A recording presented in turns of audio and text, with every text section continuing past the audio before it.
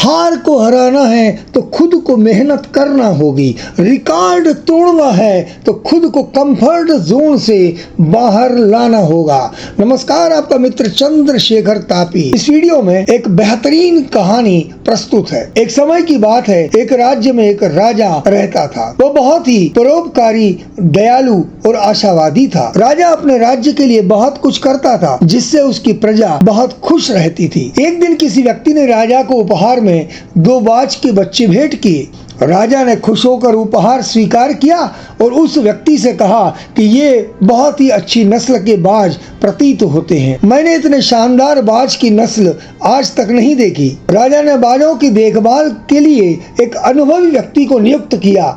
उस व्यक्ति का नाम मनोज था। वह उन बाजों का बहुत अच्छे से ध्यान रखता था। कुछ दिनों बाद राजा का उन बाजों को देखने का मन किया और वह उन्हें देखने के लिए चले गए।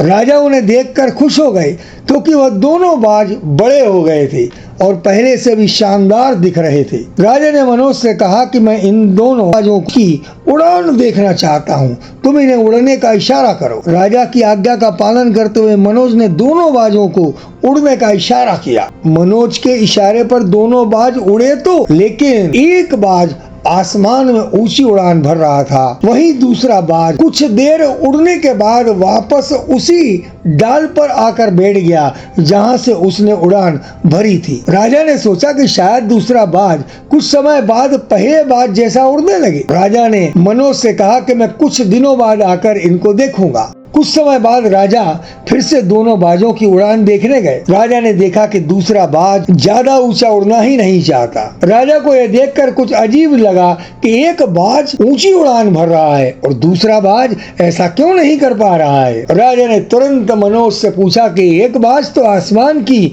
ऊंचाइयां छू रहा है और दूसरा बाज ऊंचा उड़ना ही नहीं चाहता, ऐसा क्यों? मनोज ने कहा कि महाराज, यह शुरू से ही ऊंचा नहीं उड़ता, कुछ देर उड़ने के बाद वापस अपनी डाल पर आकर बैठ जाता है। वह अपनी डाल को छोड़ना ही नहीं चाहता। यह सुनकर राजा थोड़ा दुखी हो गए, क्योंकि राजा को दोनों ही बाज प्रिय थे। वह दूसरे बाज को भी आसमान की ऊंचाइयों पर छूते देखना चाहते थे। राजा सोच में पड़ गए कि दूसरे बाज को कैसे ऊंचा उड़ाया जाए। दूसरे ही दिन राजा ने पूरे राज्य में ऐलान करवा दिया कि जो भी व्यक्ति इस बाज को ऊंचा उड़ाने में कामयाब होगा, उसे इनाम दिया जाएगा। राजा के ऐलान के बाद राज्य के कई विद्वान व्यक्ति आए और उस बाज को ऊंचा उड़ाने का प्रयास करने लगे, लेकिन फिर भी उस बाज का हाल वैसा ही था। वह थोड़ा उड़ता और वापस आकर उसी डाल पर बैठ जाता। फिर अचानक एक दिन राजा ने दोनों बाजों को आसमान में उड़ते देखा। यह देखकर राजा बहुत खुश हो गए। राजा ने तुरंत उस व्यक्ति का पता लगाने का आदेश दिया जिसने यह काम कर दिखाया था।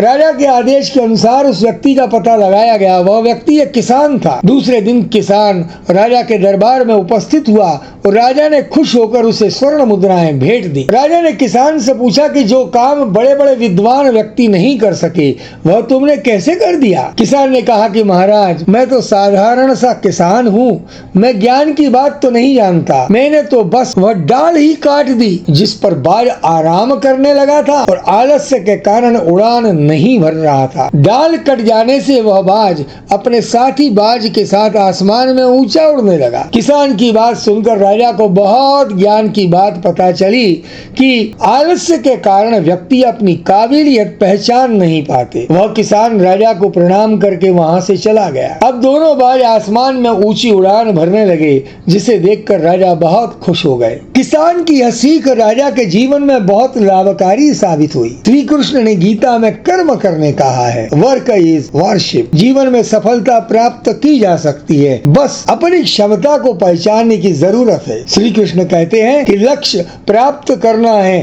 तो अपनी क्षमता को पहचानो, उसे भूल मत जाना। शुभकामनाओं के सहित आपका मित्र चंद्रशेखर तापी। आपने मेरा चैनल सब्सक्राइब न किया हो तो कर लीजिएगा। धन्यवाद, प्रणाम, नमस्कार।